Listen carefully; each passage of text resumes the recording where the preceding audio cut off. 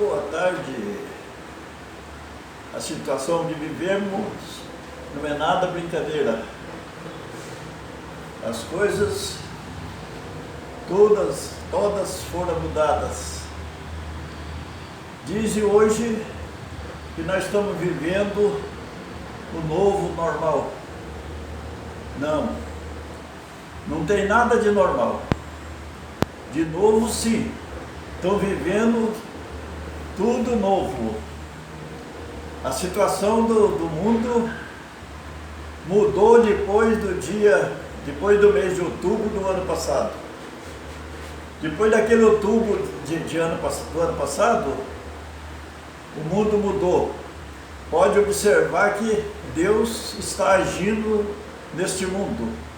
Deus está separando o joio do trigo.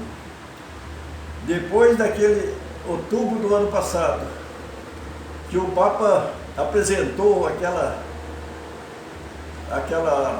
estátua de uma mulher nua, lá no Sínodo do Amazônia, lá no Vaticano, depois que ele apresentou e disse que aquela lá é a Mãe Terra, é a Rainha Mãe Terra, então isso aí foi uma heresia muito grande que trouxe a mudança a este mundo. Os ataques à igreja têm sido muito grandes, ataque à família, tudo quanto tem acontecido contra a igreja, queima de igreja, profanação do sacrário, profanação da Eucaristia, tudo acontece e a igreja não se manifesta nada contra. Isto por quê? Porque a igreja deve estar com os rabos presos na mão desses inimigos, na mão dessa esquerda socialista que quer tomar o poder do mundo. Podemos ver Deus, depois daquele dia que aconteceu aquela encenação muito triste que foi no carnaval deste ano, que apresentaram o demônio arrastando um homem lá que representava o Cristo. Então foi a encenação do sofrimento de Cristo na praça pública, no carnaval, e todos aplaudindo e fazendo festa. Deveria ter lá muitos católicos também se divertindo com aquela triste história de profanação do sofrimento de Cristo. Mas quando isso aconteceu, Deus não aguentou mais. Não. Deus falou, agora basta, chega. Deus pegou e fechou tudo. Fechou o carnaval, fechou a igreja, fechou o comércio, fechou tudo. Colocou tudo, todos em reflexão. Colocou todos fechados em casa em reflexão. Até o Papa ficou em Roma, fechado, fazendo reflexão. Então Deus, desse dia em diante, Deus mudou a situação do mundo. Quem que pode dizer que isso que aconteceu de fechar tudo numa semana, num soco só, foi coisa de homem? Não foi. O vírus, o coronavírus, isso aí foi coisa de homem, mas com a permissão de Deus. Porque tudo que acontece, de bem ou de mal, acontece porque Deus permite. Porque Deus permite que isso aconteça. Então esse coronavírus veio para mudar a história e para separar o bem do mal. E ele ainda está agindo até agora e nem sei até quando vai. Mas só que tem uma coisa, nós estamos aproximando do fim dos tempos. Jesus um dia virá. E Jesus não vem sem que antes se manifeste o anticristo na terra. Sem que antes o anticristo se manifeste e tome o poder da igreja e sente no trono de Pedro. Está escrito isso aí em Tessalonicenses capítulo 2, versículo 4. Segundo Tessalonicense, capítulo 2, versículo 4. Então diz que o adversário vai sentar no trono de Deus na terra e vai se achar como um Deus. Agora, quando fala em anticristo, muitas pessoas fazem ideia que como será esse anticristo? Anticristo já existiu antes de Jesus Cristo. Desde que o Cristo nasceu, já existe o anticristo.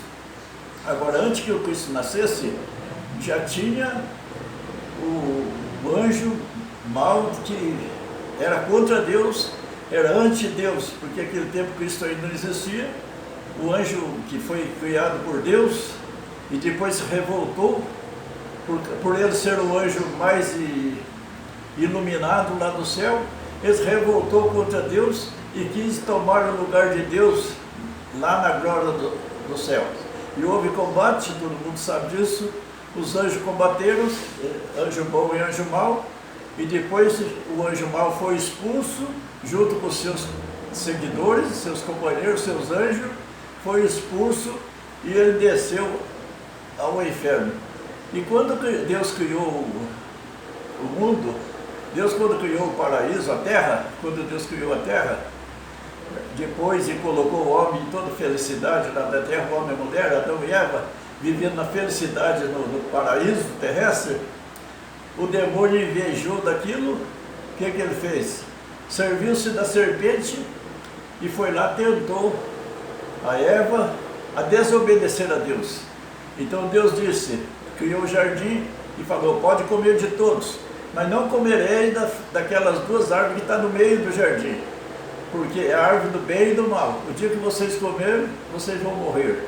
E o demônio pegou e disse para Eva, Deus sabe muito bem disso, que se vocês comerem, vai abrir o olho, vocês vão ver igual a Deus e tudo. E aí Eva obedeceu o demônio, depois ofereceu também a seu marido e comeu a fruta da árvore proibida. Muita gente faz mal ideia dessa fruta e compara com coisa que não é verdadeira. A verdade mesmo é que essas duas árvores de fruta era para que fosse a obediência de Adão e Eva, dos primeiros humanos que existiam sobre a terra. E lá o demônio já tentou destruir a obra de Deus. E assim vem perseguindo. Em todos os tempos a gente vê a ação do demônio, nas histórias dos profetas, sempre o demônio tentando destruir os planos de Deus. Até que quando veio Jesus Cristo, que o Cristo se encarnou na Virgem Maria, estava para nascer, o demônio, quando soube que o Cristo ia nascer, lançou um rio de água suja contra a mulher, para que pudesse arrebatar e matar o filho. Mas Deus guardou, conservou e foi. E desse tempo para cá, do nascimento de Jesus Cristo, daí foi o anticristo. O anticristo está em todas as pessoas que são mentirosas, enganadoras e que tenta destruir, desconstituir aquilo que Deus constituiu. Então, desde o tempo do Cristo, que o Cristo nasceu, o anticristo vem batendo contra o Cristo. Depois, quando o Cristo morreu e deixou a igreja, o anticristo vem combatendo essa igreja e vem fazendo muito desordem, muito erro.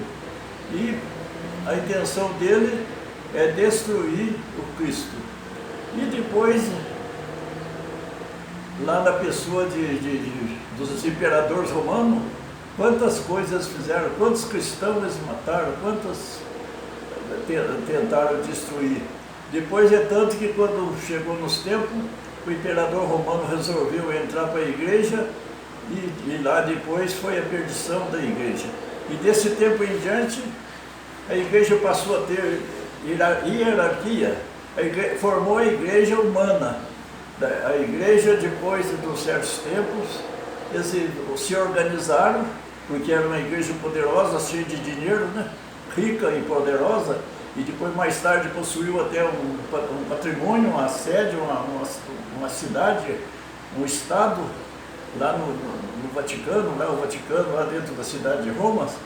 Então, daí houve a hierarquia. Hierarquia o que é? Um chefe e os outros colaboradores. Então, é o Papa como chefe e os bispos são seus colaboradores. E nesse tempo, porque o imperador romano cobriu a igreja de dinheiro, daí fez dela o que ele quis. A igreja humana de Cristo tornou-se uma prostituta na mão do imperador romano. O imperador antes matava cristãos, perseguindo a igreja, mas quando ele viu que a igreja cresceu e tinha um povo grande, muita gente, ele, para melhorar o império dele, ele entrou para a igreja, deu apoio e conseguiu apoio da igreja e conseguiu crescer no império dele. E ele, como ele custeava todas as despesas da igreja, ele achava que tinha o direito ela tinha o dever de fazer o que ele quisesse. Aí veio a prostituição da igreja. A igreja se vendeu o seu corpo e foi prostituído, porque depois da perseguição dos cristãos, antes ele passou a perseguir os cristãos com o apoio da igreja. A igreja tinha um tribunal que julgava as pessoas por mais pouca coisa que fosse, desconfiava de uma pessoa, fazia um julgamento forçado e arrancava dela muitas coisas que não eram nem verdade e condenava. Muito foi a perseguição da igreja, muita perseguição do imperador através da igreja, com o apoio da igreja. Foi o tempo da Inquisição. A Inquisição começou no século XIV, no século XIII, e foi até o século XIV, na Idade Média. Era ruim, mas ainda não tanto. Mas depois do século XV até o século XIX, a Inquisição foi horrorosa. A Inquisição castigava, arrancava a confissão forçada das pessoas e condenava e matava. Matava queimado, matava de tudo quanto foi jeito. Aquilo foi o pecado maior que a igreja fez em todo o seu tempo. Agora, depois, a gente tem que ver uma coisa. A igreja, ela tem a instituição divina e a instituição humana. Qual é a instituição divina?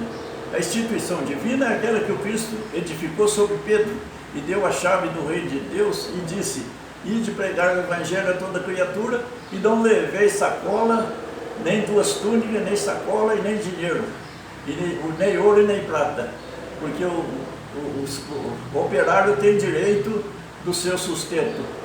Então era para ser uma igreja pobre. Essa é a igreja santa, pura, que o Cristo edificou. Mas depois, com o tempo, que formou a hierarquia da igreja, formada de papa, cardeais, bispos e padres, então daí a igreja perverteu, pecou e está até hoje errando. E Deus vai entregar essa igreja na mão do inimigo. Deus vai entregar essa igreja na mão do anticristo, porque está escrito, na Bíblia encontra em várias partes, dizendo que o anticristo virá e vai tomar poder, e vai conseguir o seu império na terra. Vai ser o quarto império do mundo, porque já teve o terceiro império, foi o de Roma, depois não teve mais império, e agora o quarto império vai ser o império do anticristo. Só que o anticristo já existiu em todos os tempos, e todas as pessoas já vivido coisa. Mas vai chegar uma hora que o anticristo vai ser revelado a uma pessoa, a uma só pessoa, a uma pessoa muito elegante, muito importante, que vai conseguir dominar muita gente para acreditar nele, que ele vai realizar todos os problemas da terra, todo o problema da fome, miséria e tudo, ele vai resolver tudo. E parece que nós estamos chegando lá. Esse Papa Francisco, ele está entregando a igreja ao anticristo. Ele não é o anticristo, mas ele está entregando a igreja ao anticristo. Agora vamos condenar o Papa Francisco? Não. O Papa Francisco é um instrumento de Deus. Deus está usando do Papa Francisco para esse trabalho. Porque Deus disse assim, se isso não acontecesse, ninguém se salvaria. Então é importante que isso aconteça. A igreja vai ser perseguida, vai sofrer, vai morrer muita gente, muitos cristãos, mas isso é para a salvação das almas. Deus não quer a perdição de ninguém. Então está escrito que o anticristo virá e sentará no trono de Pedro. E quando isso acontecer, ele vai achar que destruiu Deus, destruiu a igreja, destruiu tudo, e hoje ele é o soberano. Hoje ele acha que ele é o Deus. Quando isso acontecer, ele vai achar que ele é o Deus. Só ele pode tudo, porque tem todo o poder da terra e todo o poder da igreja na mão dele. Então nessa hora ele vai achar que venceu Deus, que vem lutando desde da luta lá do céu. Ele vem lutando contra Deus, contra os cristãos e contra Cristo. Só que tem uma coisa, pode ter certeza, o Cristo não virá sem que antes isso aconteça. Está previsto também na Bíblia que Jesus Cristo virá sobre glória na segunda vinda de Cristo, que ele virá buscar a humanidade, virá julgar essa terra, e ele não virá sem que antes o anticristo se manifeste na terra. Então pode esperar que estamos chegando perto, estamos próximos. Não vai demorar muito, porque tudo que acontece, Jesus mesmo disse, quando você vê acontecer dessas coisas, saber que está próximo. Então, nós estamos vendo acontecer. Também em Daniel está escrito lá, quando ver a desolação no lugar santo, o leitor que se entenda, qual é a desolação no lugar santo? Nós já não estamos vendo a desolação, já não vimos a desolação no lugar santo? Padre celebrando esses poucos dias atrás, celebrando sem ter ninguém na igreja para assistir a celebração, celebrando para quem está assistindo pela internet e pela televisão. Então, é a desolação no lugar santo.